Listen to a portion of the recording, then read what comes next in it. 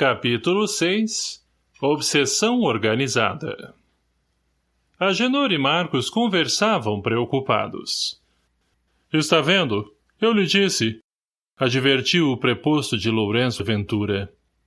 Todo cuidado é pouco. Os cooperadores do Nazareno são astutos, estão em toda parte e querem nos levar para a reencarnação, confinando-nos outra vez em um novo corpo. Temos de nos afastar deles. Podem destruir toda a nossa obra. Além disso, se Lourenço Ventura souber que nosso trabalho sofre alguma interferência, padeceremos represália. De onde menos se espera, brotam recursos que nos podem impedir a conduta.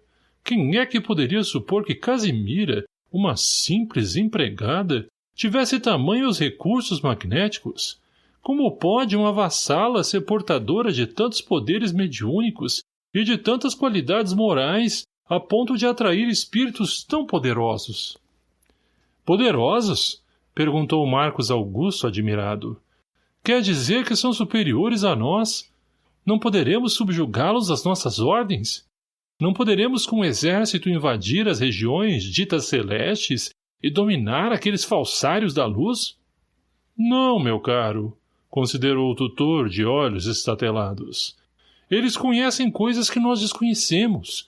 São como os sábios que não nos permitem lermos na cartilha que lhes dá tamanhas capacidades espirituais.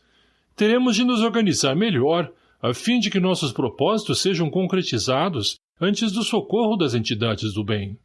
Se neutralizarmos Casimira, a médium amorosa, se quebrarmos o farol que afugenta a treva, nossa missão alcançará êxito, conduzindo-nos ao verdadeiro objetivo de destruição para o qual Ventura nos contratou. Temos apenas uma opção, vencer. Ou então, seremos arrastados para o corpo, perdendo toda esta condição de espíritos libertos. Casimira! Exclamou ele admirado. Quem poderia imaginar? Atrevida, maldita! Sorverá na taça da amargura por desafiar as forças das trevas com preces tacanhas. E, enchendo-se de cólera, continuou. Organizaremos uma tropa de almas demoníacas para torturar-lhe o espírito. Em presença dos sofrimentos, desistirá de ajudar o lobo em pele de cordeiro, abjurando a própria mediunidade, o que nos fará, aos olhos de Lourenço, duplamente vitoriosos. Ela renunciará ao desiderato de salvação, por bem ou por mal. Prepare-se, meu caro, uma guerra será travada. Agora nos compete escolhermos os soldados. Precisaremos solicitar reforços junto à Ventura. Mas contaremos o que aconteceu? Perguntou o aprendiz das trevas. Ainda não. Vamos apenas informá-lo de que precisamos reforçar o número de contingente a fim de que o processo de perseguição possa ser agilizado. Temos de nos dedicar trabalhando com rapidez. Venceremos. Esse é o nosso compromisso. Nosso grande mestre se orgulhará de nós. Um dia teremos nossa própria empresa. Nossos corações têm de permanecer suficientemente endurecidos para não se envolverem com os adeptos da luz. Vamos, não desperdicemos as horas. Nos círculos de dor, notavam-se as constantes equipes iluminadas desenvolvendo o incansável trabalho de conclamação daqueles que abandonaram a rota. Desviando-se dos servidores do bem, as entidades perversas cautelosamente procuraram o superior da maldade. Recepcionados no grande casarão, onde o mandante das trevas administrava suas empresas de perseguição, solicitaram um horário na agenda repleta de atividades do chefe em questão. Após dias de espera, enquanto o trabalho na casa dos Alicante permanecia estanque, eles foram recepcionados pelos guardas do terrível líder. Homem de quase 2 metros de altura, cabelos longos que tocavam os ombros, barba negra espessa afunilando-se sob os grossos lábios, confiava a pera enquanto segurava as fichas dos casos em andamento, recebendo dele acurada atenção.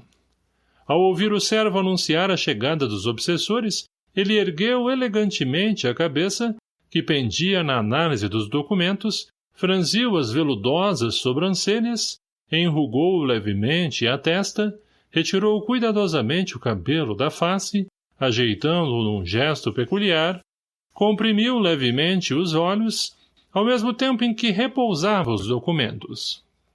Do posto em que ostentava poder e autoridade, lançou um olhar lupino, desconfiado, em direção dos servos que dele se achegavam, prevendo problemas a resolver. — Salve, grande senhor! — disse o subalterno temeroso. Era a vaidade humana apegada a velhas tolices do passado. — Agenor, deixemos o protocolo de lado e vejamos o que interessa. O que está acontecendo? Você veio antes do prazo estabelecido? Por acaso concluiu o intento? Venceu a batalha em tempo tão curto? Teria a minha experiência subestimado suas capacidades? Foi isso? Se bem me recordo, você está responsável pelo caso Alicante. E se não estou enganado, minhas ordens eram para que aqui retornasse somente depois de concluir a missão. Teria se transformado num prodígio? Não creio. E, levantando-se com olhos fulgurantes, numa elegância ilusória, desceu os degraus, cofiando a barba, e, agarrando o servo pelos andrajos, gritou. — Diga, infeliz! Diga que finalmente você acabou com aquelas víboras! Alegre minha alma, informando que Judite se retorce no féretro vítima da loucura. Conte que acompanhou os vermes devorando-lhe o corpo e que ouviu os gritos de desespero da velha Nécia após padecer lunática no asilo fétido. Fale que Murilo, possuído pelos demônios que estão sob as minhas ordens, andou sonâmbulo e afogou-se na piscina da mansão. Envolve-me entusiasmo e confirme que Catarina se perdeu com o amante. Fale que Valério surpreendeu e teve o coração arrancado do peito por um infarto ou suicidou-se humilhado. Declare que a meretriz traidora, dementada, mergulhou numa crise de ciúme e matou o amante, suicidando-se também. Diga, por fim, que estão todos aí, aguardando o meu sinal, para entrarem no salão nobre desta casa. Segurando o subalterno pelas vestes rotas, rasgou-as violentamente, enquanto o servo permanecia genuflexo. Após chacoalhá-lo intensamente, concluiu, trovejando. — Diga-me! Diga-me! Agenor, tremendo, falou hesitante. — Não, senhor.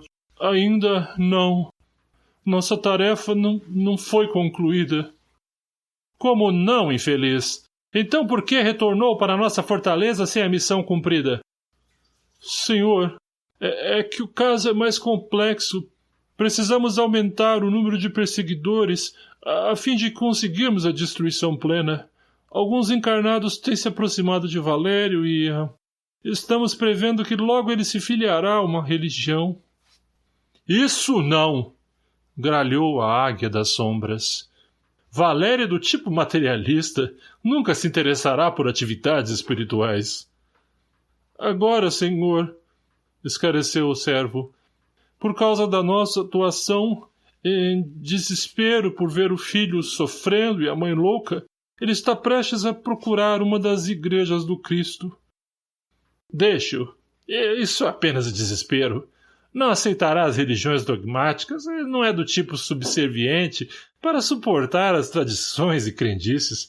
Desistirá.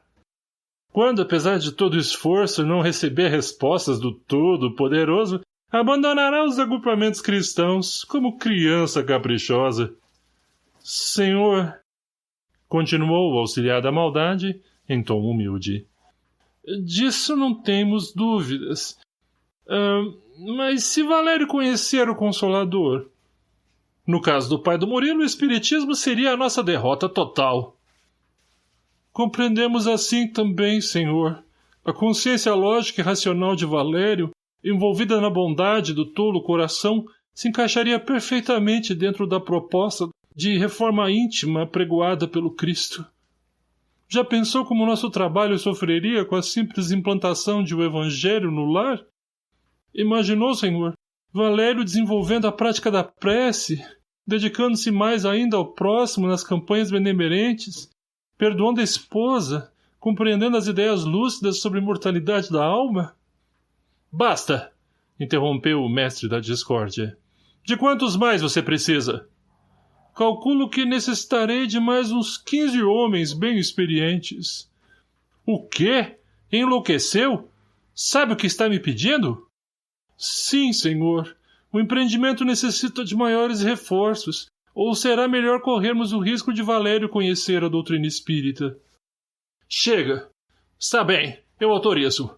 Escolha os melhores camaradas, os mais perversos e experientes que estejam à disposição nas regiões mais inferiores dos nossos campos. Ofereça-lhes benefícios e não volte aqui sem trazer, arrancados do túmulo, toda a família Alicante. Retirando-se sob as fortes impressões que as circunstâncias lhe imprimiram, Marcos ciciou nos ouvidos de Agenor. Quem é o Consolador? E por que Lourenço ficou tão irado com a pronúncia dessa palavra? Isso não é nada com que devamos nos preocupar. Não estamos aqui para inquirir as atitudes de nossos superiores. Esta é a regra número 1 para a convivência pacífica nestes campos. Como não? Continuou Marcos atrevido. Até você está com medo? Seria alguém com maiores poderes? Seria alguém que nos poderia aniquilar? Não, meu caro. Consolador não é uma pessoa, e poderia assim aniquilar todos os nossos propósitos. E, porque o obsessor não desejasse esclarecer o aprendiz, mudou o rumo da conversação, dirigindo-se para locais ainda mais inferiores. Adentrando a paisagens mais densas, Agenor, revestido de autoridade, estufou o peito e com voz tonitruante começou a falar. Atenção, camaradas, atenção! Nosso magnânimo e adorável chefe aqui me enviou a fim de convocarmos aqueles que desejam engajar-se em uma caravana persecutória. Precisamos selecionar 15 homens de duro coração para que os objetivos de Ventura sejam cumpridos. Uma turba-multa apresentou-se como uma tropa desorganizada. Agora, Agenor mostrava-se pedante, arrogante, reproduzindo a impiedade do mestre diante daqueles que lhe estavam em situação inferior. Não mais o cordeiro que se colocou mansamente diante do lobo voraz, e sim o covarde, abusando do poder. A língua viperina pronunciava estas palavras. Sabem que nosso mestre considera-me como um dos seus servos prediletos? Não desconhecem o prestígio que desfruto junto ao soberano destas paragens? Assim, é melhor que atendam às ordens do seu novo superior e sejam meus seguidores. E da turba ecoou esta voz questionadora. O que ganharemos com isso? Todos, informou o mandante. Estamos aguardando uma missão de destaque nas empresas de Ventura, e não me consta que nós, após longos anos de exercícios, depois de termos dominado a arte do magnetismo inferior, a técnica da hipnose, depois de nos desenvolvermos com muita habilidade no campo da fascinação mental, tenhamos que executar funções de simples servos. Queremos posição de comando. Desejamos ter a liberdade de voltarmos ao mundo e convivermos com os encarnados, a eles nos ligando, voltando à vida dos sentidos com a liberdade de ir e vir. Pois bem, os matriculados neste serviço alcançarão o intento. Poderemos ter nossas próprias empresas, assumindo um dia, quem sabe, o lugar do próprio Lourenço. Deveremos usar nesse processo tudo quanto aprendemos. Retirando do bolso um papel especial, desenrolou-o mostrando-o de público, dizendo: Esta é a ordem expressa de Ventura. Com isso, eu me torno um seu representante oficial, merecendo o mesmo respeito e com a mesma autoridade que ele teria sobre todos nós neste novo empreendimento. O não desempenho de minhas ordens acarreterá em punição para o infrator. Como é? Interrogou, incitando a massa. Vão ou não vão aceitar tão importante participação? Diante da ameaça, a turba-multa aqueceu e o preposto da perversidade iniciou o processo de seleção que se arrastou por várias horas. Concluída a escolha, Agenor disponibilizou-se à elaboração do plano. Aquelas novas aquisições reforçariam os propósitos negativos, reorganizando as atividades, a reabilitação das forças contrárias ao bem. A misericórdia divina permite certas atuações, aparentemente malignas, porque sabe que o progresso virá do inter-relacionamento humano e que todo mal praticado engendrará obrigatoriamente o arrependimento, a expiação e a reparação, e todo mal suportado com resiliência levará inexoravelmente ao progresso. Na universalidade da vida, o adiantamento intelecto-moral é o grande determinismo de Deus. O Senhor não está descuidando do universo. O acaso não faz parte do vocabulário divino. Tudo, no macro como no microcosmo, revela bondade e harmonia na obra da criação. Os seres espirituais somos parte desta obra, e igualmente não estamos desamparados.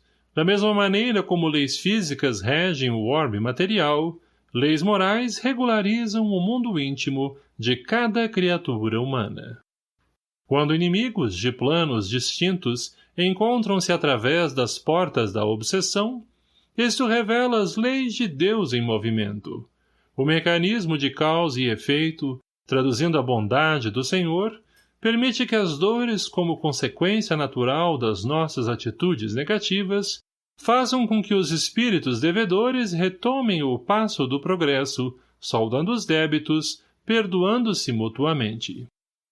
Não que Deus seja partidário do sofrimento, são os seres humanos que, pelo livre-arbítrio, acionam com atitudes morais certas leis reguladoras e responsáveis pela harmonia cósmica. O bem é uma necessidade do ser, assim como um determinismo divino. O Senhor do Universo não estabelece uma data fixa para que ele seja desenvolvido nos corações da humanidade, embora exista um período estabelecido para que cada criatura faça um balanço espiritual, tomando consciência da necessidade evolutiva. Quando nos demoramos excessivamente no processo de reflexão e tomada de atitude, o automatismo das leis, mantenedoras do universo espiritual, encarrega-se de nos ajudar, o que poderia ser traduzido como a própria vida colocando-nos nas circunstâncias e situações exatas em que cada um de nós precisa experienciar, a fim de nos harmonizar uns com os outros e a própria inteligência suprema. Por isso Agenor e Marcos Augusto, representando os interesses de Lourenço Ventura, demonstram certa liberdade de ação. Liberdade que está dentro de certos limites providenciais previstos pelas leis divinas das atividades humanas, que objetivam desenvolvimento, aprendizado com as próprias experiências e reparação dos eventuais escândalos, tropeços, na grande odisseia de cada indivíduo. Se as leis supremas têm uma certa flexibilidade e tolerância, isso não significa que não sejam justas. A equanimidade divina é inquestionável, justiça que a humanidade começa a entender um pouco mais através da terceira revelação. Agora, ante o séquito da iniquidade, Agenor orientava-os, dizendo: Senhores, Ventura não é do tipo paciencioso, temos de mostrar produção, e quando falo em produzir, quero dizer que será preciso usar todas as nossas condições para a obsessão na terra. Os Alicante não devem sobreviver, temos de destruí-los, porquanto Lourenço espera isso de nós, e se falharmos, todos seremos entregues para a reencarnação. Após essas palavras, um tumulto fez-se. A malta agitou-se protestando entre gritos e estardalhaços. Abaixo a reencarnação! Somos donos dos nossos destinos! A reencarnação deve ser banida de vez! Abaixo esse castigo iníquo! Nós somos os juízes! Jamais ocuparemos um corpo de carne novamente!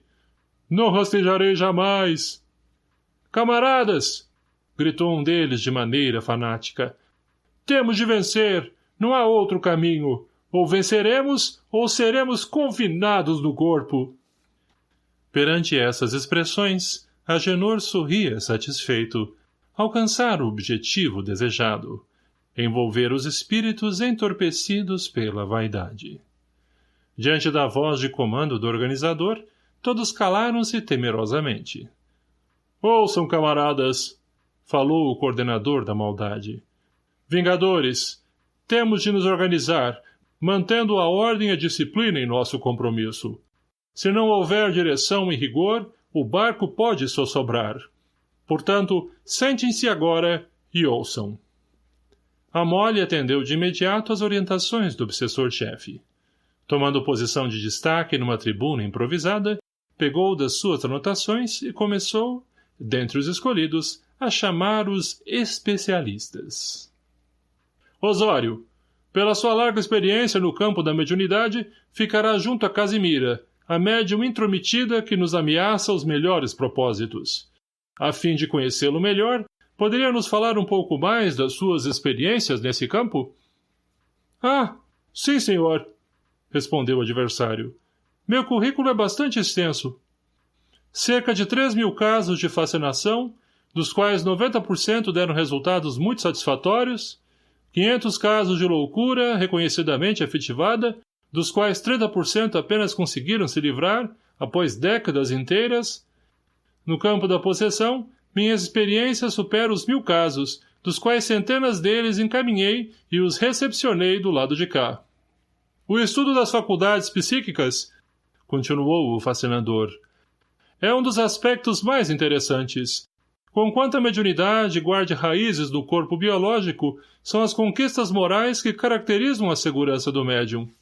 Muitos medianeiros são espíritos falidos, que caíram na rede da reencarnação e caminham, todos iludidos, tentando se reabilitar, de acordo com a absurda proposta cristã. Como a maior parte da humanidade ainda não é suficientemente desenvolvida, basta aproveitar sua inferioridade e inclinação naturais, a fim de que se complique sozinha. — E qual é o seu plano de ação? Perguntou o chefe das sombras. — Bem, considerou o perseguidor da mediunidade, preocupado. Primeiro, é necessário fazer um levantamento da ficha da médium, verificando: a. Quem é? Quais as faculdades espirituais? Estão educadas? Quais as virtudes já desenvolvidas e as imperfeições em que se demora? B. Possui algum adversário dessa ou de outras existências? Os médiuns geralmente os têm. A fim de com ele ou eles conversarmos e nos consorciarmos nos propósitos de vingança, aumentando nossas chances. Com o devido cuidado, pois que esses espíritos são sempre exclusivistas, e frequentemente temos de ter muita habilidade para convencê-los a trabalhar a nosso favor. C. Verificar se está ligado a alguma instituição reconhecidamente espírita, o que dificultaria muito o nosso trabalho, pelo respaldo que costumam receber dos emissários do bem. Se essa hipótese for confirmada, poderemos tentar envolver alguns dos frequentadores invigilantes a fim de que a disputa, a fofoca, a inveja possam atingi-los. E se o centro não estiver bem estruturado moralmente, de quebra, além de acabar com a médium, poderemos destruir muitos trabalhos e até mesmo a casa espírita. Caso não esteja ligado a algum núcleo, nosso trabalho fica muito mais fácil, pois que o médium isolado, trabalhando sozinho, sem alguém para avaliar-lhe a produção medianímica, é muito mais suscetível de falhas e de envolvimentos mediúnicos negativos, como a fascinação, por exemplo. E se comercializar as faculdades espirituais, a causa está praticamente ganha, com o inconveniente de que, nesses casos, há uma grande concorrência de espíritos mercenários junto ao medianeiro, que o conduzem à vida dos sentidos, fazendo com que todo o dinheiro ganho com a exploração deles seja a eles revertido através das sensações mundanas que o médium, em geral, nessa situação, lhes pode ofertar. Na eventualidade de ser moralizado e ainda, se estudioso dos livros de Allan Kardec, seguindo as diretrizes de humildade e modéstia, tudo estará perdido para nós. Se oferta voluntariamente suas produções escritas ou faladas para análise criteriosa, acatando as normas, aprimorando-se no bem, evitando o orgulho e a vaidade, nosso empreendimento estará falido. D. Como é o seu sentimento? Deseja servir verdadeiramente ou quer simplesmente projeção no grupo ou na sociedade? Nesse último caso, o caminho estará livre para nossa supremacia. No primeiro, trancado, chumbado, como uma porta de aço que será impossível arrombar. Quando o médium é correto, verdadeiramente cristão, mesmo que não seja perfeito, temos notado que seus guias mediúnicos nos afastam. Isso nos permite deduzir que o trabalho mediúnico despretensioso e honesto fala muito a favor deles. C, além disso, se matricula nas obras assistenciais, socorrendo os necessitados, confortando os enfermos com a prece e a fluidoterapia, e desde que não entre voluntariamente em nossa sintonia pelas inferioridades humanas, estará definitivamente fora do nosso alcance. Resta-nos ainda uma última alternativa. Às vezes médiuns dessa natureza, em consequência de débitos do passado, têm expiações a cumprir, ou, ainda, provações a passar. Temos aprendido com a experiência que essas provas e expiações se manifestam na permissão dos guias de luz, quanto à nossa aproximação, a fim de que nosso perseguimento possa impulsioná-los mais ainda ao progresso, à medida que suportam heroicamente nossa presença. Com médiuns assim, o máximo que se consegue é perturbá-los um pouco. Seremos como que crianças mal educadas diante de um professor severo, que mais dia ou menos dia haverá de discipliná-las. Diante dessa força moralizadora, nossa conduta, embora possível, é bem reduzida, e o perigo que corremos não compensa o intento. E. Verificar ainda se possui familiares suscetíveis de influência para conseguirmos atingi-lo através deles, atrapalhando suas melhores disposições de servir. Se, por exemplo, for alguém cuja companhia no âmbito do casamento sente ciúmes, exploraremos isso até que o medo de perder o outro o afaste da tarefa. Um filho problema, um parente que aparecerá na hora de sair para a reunião, uma vizinha que lhe atormentará, isso tudo coopera para que, ao longo dos anos, o médium vá se desgastando. Se frequentador de alguma instituição, temos de observar quem é o seu dirigente encarnado, qual grupo de que faz parte, sua qualificação mediúnica, se há rivalidades entre os partícipes e, além do mais, quem e quantos são os seus guias mediúnicos. Ainda será necessário avaliar a porcentagem anímica do médium, se sabe ser passivo e, o mais importante, se entre ele e nós a combinação fluídica. Se houver, todo cuidado é pouco, pois que será faca de dois gumes, porquanto essa afinidade poderá nos imantar ao médium, e aí teremos de suportar aqueles desagradáveis diálogos com os objetivos que conhecemos bem. Por outro lado, nossa atividade no campo da emissão do pensamento será mais intensa. Como vê, é uma tarefa muito delicada e de inúmeros perigos. Muitos de nossos melhores trabalhadores tiveram a reencarnação declarada por conta desses acontecimentos. Por isso, é que solicito uma recompensa à altura do meu sacrifício e dedicação. Contudo, um dos pontos mais positivos é que muitos médiuns guardam ocultamente um desejo de fama e reconhecimento. Poucos desejam o anonimato e a simplicidade. Aí fica tudo mais fácil. Basta usarmos nomes importantes, personalidades históricas ou do movimento deles para sermos queridos e aceitos, desde que não haja análise criteriosa, pois, se houver, nos desmascaram de imediato. Nesse caso, nem os nossos melhores textos cuidadosos e meticulosamente preparados, usando palavras empoladas que revelam em geral uma informação falsa, resistem às mentes esclarecidas, lúcidas e honestas, que costumam caracterizar os dirigentes de núcleos reconhecidamente espíritas. Eu mesmo já tenho sido a Virgem de Nazaré, por muitas vezes, João Evangelista, Lucas e todos os apóstolos. Até o próprio Jesus já fez parte do meu rol de homens ilustres. Ditei mensagens catastróficas anunciando o fim dos tempos, prefixando data, levando muita gente à loucura. É tudo muito simples se houver vaidade, pois ela faz com que a mente do médium revista a menor expressão mediúnica com nomes de grandes vultos da humanidade, registrados no arquivo mental do intermediário. Pelos atavismos religiosos, pela tradição da Igreja Romana, não é difícil encontrarmos se comunicando em vários núcleos espiritualistas a figura de Francisco de Assis, Antônio de Pádua e uma série de outros santos. Se nossa atuação for no movimento espírita, poderei trazer o próprio codificador do espiritismo. Todavia, continuou o fascinador, assumindo na voz um timbre de seriedade. Isso não deixa de se constituir num grave problema, pois se a instituição for séria, nossos propósitos encontrarão 95% de dificuldades.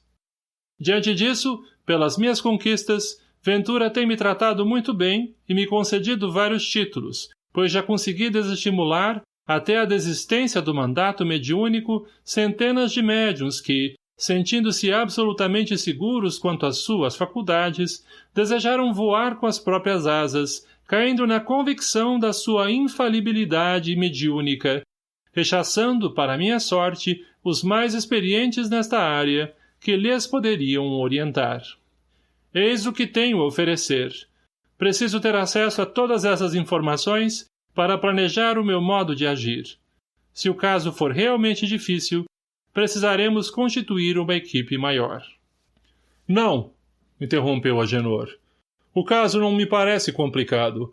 É apenas uma empregada, uma vassala. Nossa ação é de zelo para que nossa obra não seja destruída. Queremos nos resguardar. As aparências costumam iludir, esclareceu Osório. Somente darei meu parecer depois de ter o levantamento completo de todos esses dados. O novo líder, dirigindo-se a outro agente da maldade, solicitou. Cláudio, suas experiências no campo da obsessão na infância muito me impressionaram. Poderia dar maiores detalhes? Claro que sim, respondeu o solícito, demonstrando olhos traiçoeiros. A criança, como sabe, não é o que parece. É um espírito velho em um corpo novo. É preciso considerá-la como alma imortal. Genericamente, os espíritos trazem as marcas do passado e do presente no corpo fluídico, e não raros adversários gravitam ao seu redor, esperando o momento oportuno para agir. Assim, temos apenas que iniciar uma pequena pesquisa, levantando algumas informações, tomando certos cuidados para elaborarmos com segurança nosso projeto. Por exemplo, verificar se a criança frequenta alguma instituição religiosa. Se isso ocorrer, a atuação poderá ser bem dificultada. Pesquisar qual é o tipo de religião. Dogmática, mística, fanática, esperando apenas que não seja o espiritismo, pois que eles saberiam como agir, já que não desconhecem o lado de cá. Se os pais ensinaram-na a orar, o que anularia quase a totalidade da nossa atuação e a desenvolveria no campo do espírito, atingindo planos maiores que nos poderiam destruir completamente os propósitos. Às vezes encontramos oportunidade de torturar as crianças em tenra idade, em que poderíamos inclusive atingir os pais dentro das nossas intenções, pois que não estão numa mesma família por acaso. Quando desejamos envolver o próprio espírito reencarnado, aguardamos pacientemente pelo seu desenvolvimento físico e somente depois de certo período, que varia de caso para caso, começamos a aterrorizá-lo com pensamentos e aparições terríveis. Observar se o lar da criança não é envolvido pelas luzes do Evangelho do Cristo. Se isso for constatado, nossa atuação poderá cair para até 10%, conforme o caso, mais, conforme o caso, menos. Averiguar ainda se é possível explorar a animosidade natural de alguns parentes contra a criança. Na escola, dificultar o aprendizado, explorar a antipatia natural de um professor, por exemplo, que lhe possa perseguir. Excitar os sentimentos de hostilidade de um colega escolar que lhe torture e lhe maltrate com apelidos, chacotas, brincadeiras desagradáveis e até agressão física. Levá-la pela curiosidade ao convívio das drogas e ao desequilíbrio sexual. Modernamente, os pais ausentes de casa descuidam da valorização do tempo e da convivência moral superior, entregando-nos seus filhos. Nesse campo, nem é preciso fazer muita coisa, basta esperar. Na atualidade, os pequeninos e principalmente os jovens são preparados para escola, profissão, vida social e sexual, etiqueta, idiomas, intercâmbio cultural, mas felizmente são esquecidos pelos pais, em grande quantidade, quando o assunto é educação religiosa, tema que os prepararia de fato para o futuro, livrando-se de nós. Pais desequilibrados frequentemente afetam os filhos com as energias negativas, produzidas por suas mentes desajustadas. Não sabem da sensibilidade dos pequenos. A nossa parte será estimular as brigas e discussões, para que o ambiente da casa perturbe a criança. Algumas vezes temos de preparar o terreno para atingi-la. Exploramos as dificuldades dos genitores, abalando-lhes o psicológico, alterando o ambiente doméstico, que refletirá diretamente na sensibilidade natural do infante, autorizando-nos a influência. Essa não é a missão das mais fáceis. Solicita habilidade e empenho, principalmente com o risco de sermos apanhados pelos emissários do bem. Por isso, meu trabalho é lento e meticuloso. Igualmente, solicitarei recompensa à altura da minha dedicação. Talvez seja preciso montar pequenas equipes para iniciar este processo. Por ora, necessito aguardar o levantamento das observações acima citadas para a construção do meu plano. E da turba ecoou a voz do coordenador da discórdia. E você, Cícero? Quero parabenizá-lo pela ação com Judite. Sua vivência no campo da obsessão de idosos é vasta. Que você sirva de exemplo de competência aos demais. A mãe de Valério está praticamente vencida. Sucesso! Poderia nos contar como planejou a ação? Uma estrondosa gargalhada fora lançada ao vento, chamando a atenção de todos para a sinistra figura, uma das mais estranhas. Sem dúvida, meu caro, tenho largas capacidades no campo da obsessão, dos que permanecem no inverno da existência física. Adiantei-me e, à semelhança dos nobres colegas, tive também de fazer minhas verificações. Por exemplo, geralmente a pessoa, quando chega ao final da vida biológica, quando todos os seus sonhos foram realizados, ou quando todos os seus desejos foram frustrados, ela tende a voltar-se para Deus, quer para louvá-lo ou para implorar ajuda. E aí se dedica às tolas tarefas de benemerência ou lança-se aos cultos cristãos.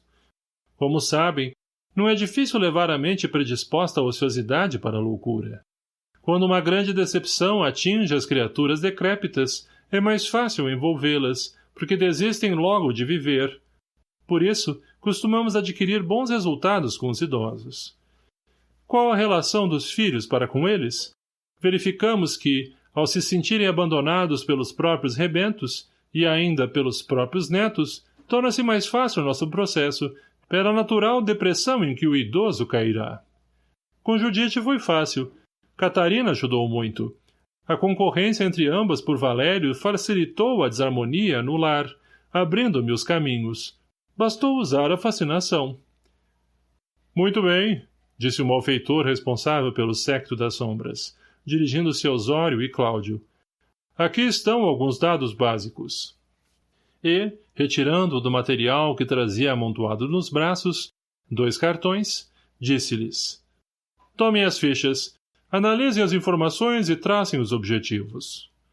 Dividindo o grupo, passaram a tramar o contra-ataque aos Alicante. Diante da assembleia que, separada em equipes, estudava as propostas, o coordenador da turba desejou fazer um discurso instrutivo. Meus camaradas, iniciou ele com olhos perturbadores, este intento não pode falhar. Alcançaremos êxito a qualquer custo. Lourenço Ventura sabe de nossas capacidades.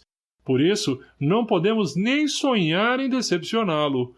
Todos sabemos o que ocorre com aqueles que falham.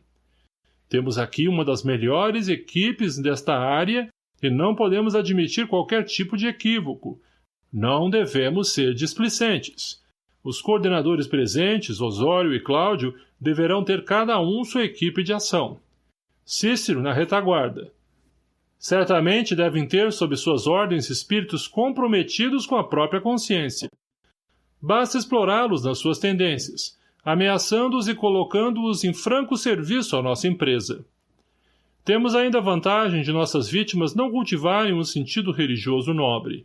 Não será preciso relembrar-lhes nossa conduta junto aos encarnados. Deveremos trabalhar cuidadosamente se quisermos atingir nosso desígnio. No prazo máximo de 2 anos, deveremos concluir o serviço. Este, anunciou o mandante pousando a mão sobre os ombros do camarada, é Marcos Augusto, está sendo iniciado em nossas hostes sob as determinações do próprio Ventura. É alguém na nossa absoluta confiança e que for escolhido diretamente na arena. Na arena? Perguntou um deles admirado. Sim, por isso mereceu de nosso líder maior essa oportunidade. Agenor dizia isso com um leve sorriso nos lábios, fazendo discreto sinal, que identificava o nóvel obsessor como mais uma vítima nos planos perversos do tirano Ventura. Ao decodificarem o símbolo no gestual, caíram todos em estrepitosa algazarra, fazendo com que Marcos pensasse, de maneira equivocada, que aquelas eram expressões de boas-vindas. Terminada a galhofa, Agenor aproximou-se de um dos adversários e considerou num ciciar. Temos de ser cautelosos. Marcos e Olavo fazem parte de um projeto diabólico de Lourenço. Entretanto, eu já vi nosso líder mudar de ideia várias vezes, e nós não queremos ter outros disputando as vagas em nossas empresas.